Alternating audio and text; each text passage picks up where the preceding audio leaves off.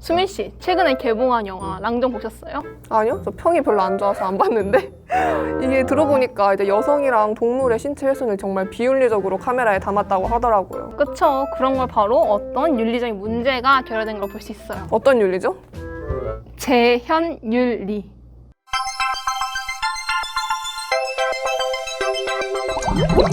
안녕하세요, 여러분. 예술톡입니다. 오늘은 저희가 스터디에서 다루었던 책 영화 언어 중에서 재현의 윤리에 대해 이야기를 해볼까 해요. 그럼 예진 씨, 재현의 윤리가 뭔지 설명 좀 해주시겠어요? 재현의 윤리는 무엇을 찍을 것인가가 아니라 어떻게 찍을 것인가의 문제, 즉 카메라 시선의 윤리입니다. 카메라 시선에는 태생적으로 비윤리적인 측면이 있는데요. 카메라 시선으로 타인의 고통을 포착하는 순간 이는 편안한 의자에서 감상당하는 구경거리로 추락하게 됩니다. 재현의 윤리는 이러한 카메라 시선의 폭력성에 대한 경계이자 피사체를 대하는 카메라의 태도에 관한 문제입니다. 저는 재현의 윤리가 꼭 영화뿐만 아니라 다른 공연 같은 문화예술에도 작용된다고 보거든요. 제가 또 대극장 뮤지컬 정말 좋아하잖아요. 그쵸, 주영 씨 엄청난 뮤덕이잖아요. 아니, 아무튼 제가 대극장 뮤지컬 보고 나오면 약간의 찜찜함 같은 게 남는단 말이에요. 제가 올해 초에 맨 오브 라만 잘 보고 왔는데 거기서 이제 알돈자라는 여성 캐릭터가 폭행당한 장면이 있어요. 저는 그 장면을 보면서 이게 트리거가 될 수 있겠다는 생각이 들었거든요. 꼭 이렇게 직접적으로 표현을 해야만 하나? 이런 생각도 들었거든요.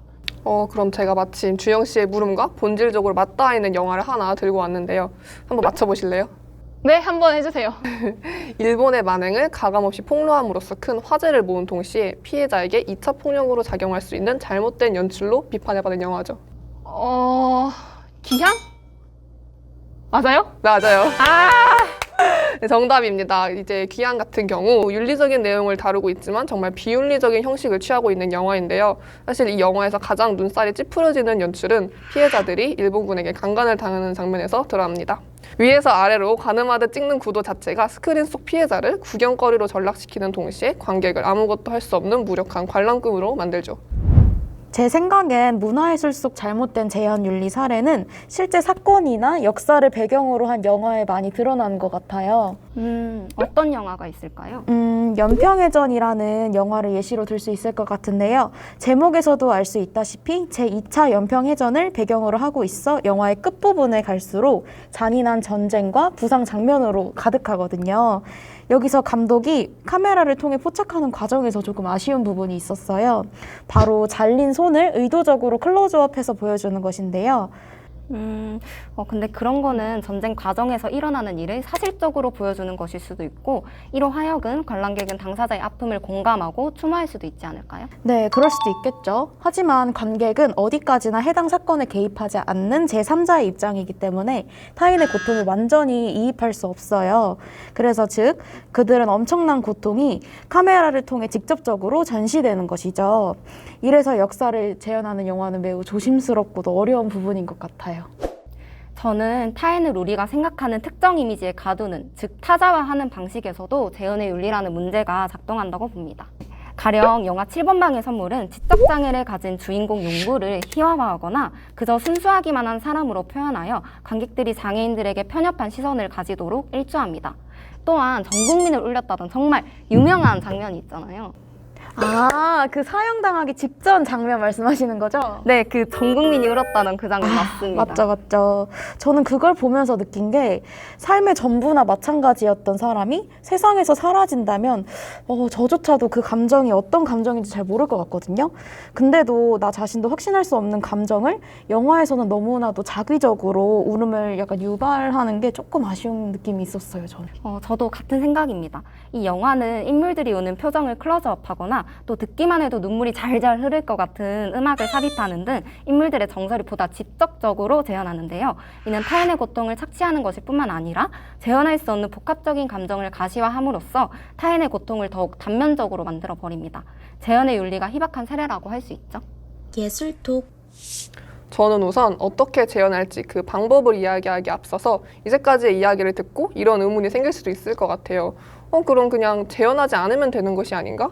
뭐하러 굳이 도마 위에 오를 수밖에 없는 정말 민감한 소재들과 사건들을 왜 재현을 하는 거지? 저는 여기에 대해서 이렇게 대답하고 싶은데요. 재현하지 않는 것이 곧 윤리적인 것은 아니다 라고 대답하고 싶습니다. 사실 문화예술에서 재현을 통해 즉 그 민감한 사건들과 소재를 세상 밖으로 꺼내놓음으로써 감상자가 그에 대해 성찰할 수 있는 기회를 제공하기도 하니까요.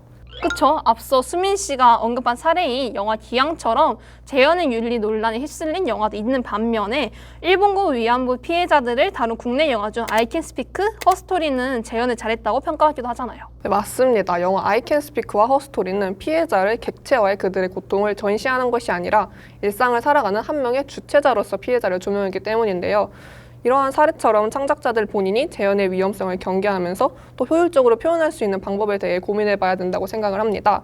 그 어떤 분야보다 주관적일 수밖에 없고 또 표현의 자유가 대두되는 문화예술계의 특성상 재현의 윤리에 대해 방법론적으로 정의하거나 혹은 가이드라인을 만들어서 규제하는 것이 조금 어렵기 때문이에요. 영화는 일종의 오락물이기 때문에 타인이 피 튀기면서 잔혹하게 죽는 범죄 영화를 보고도 우리는 재밌다라고 이야기하는 아이러니가 발생하잖아요. 네, 그쵸. 최근에 개봉한 랑종이 예시가 될 수 있겠네요. 네, 이렇듯 엔터테인먼트성, 상업성에 치우치다 보면 타인의 고통을 그저 유흥거리의 수단으로 전락시킬 위험이 있다고 생각해요. 재현에 앞서서 영화를 제작하기 전부터 윤리적인 고민이 필수적일 것 같습니다. 우선 실제 사건이나 역사적 사실을 배경으로 하는 작품의 경우 사건 발생 시점으로부터 많은 시간이 흘러야 될 것 같아요. 최근 산재 사고로 목숨을 잃은 노동자들을 소재로 한 연극이 공연되었었는데요. 피해 당사자와 가족들의 아픔이 사라지기도 전에 공연을 제작해서 사람들에게 보여진다는 점이 저에겐 조금 부정적으로 다가왔어요. 물론 이러한 소재를 선택하면 안 된다는 것은 아니지만 표현에 있어 더욱 고민을 하고 연출에 임해야 될 것 같다는 생각을 해요.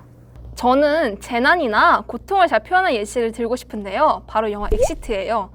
영화는 끔찍하게 죽은 사람들의 모습을 직접적으로 보여준 것 대신 미친 듯이 울리는 벨소리, 카톡, 문자, 진동음 등 독가스 사이에서 반짝이는 휴대폰들을 화면에 담으면서 많은 사람들이 희생되었다는 것을 보여주죠. 간접적으로도 충분히 그 고통을 전달할 수 있다는 거예요.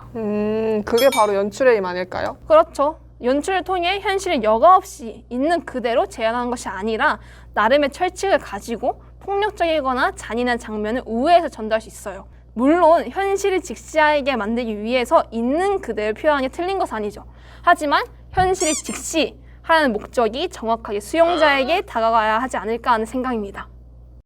책 영화 언어에서는 재현할 수 없고 재현되어서도 안 되는 것을 그러나 어떻게든 재현하는 것. 재현의 윤리란 바로 이 난제와 마주한 수많은 감독들의 치열한 고민의 흔적일 것이라고 역설합니다. 이처럼 문화예술은 재현의 윤리에 대한 고민이 끝없이 이어질 텐데요. 예술톡 멤버들의 이야기처럼 어떻게 재현할지에 대한 고민이 이러한 난제를 해결하는 데 도움이 될 것이라고 생각합니다. 네, 이렇게 오늘 예술톡은 문화예술 속 재현의 윤리에 대해서 이야기해보았는데요. 저희의 이야기를 통해 여러분들이 문화예술을 더 깊게 감상할 수 있는 계기가 되었으면 합니다. 저희의 영상이 유익하셨다면 구독과 좋아요, 알림 설정까지 부탁드립니다. 그럼 안녕!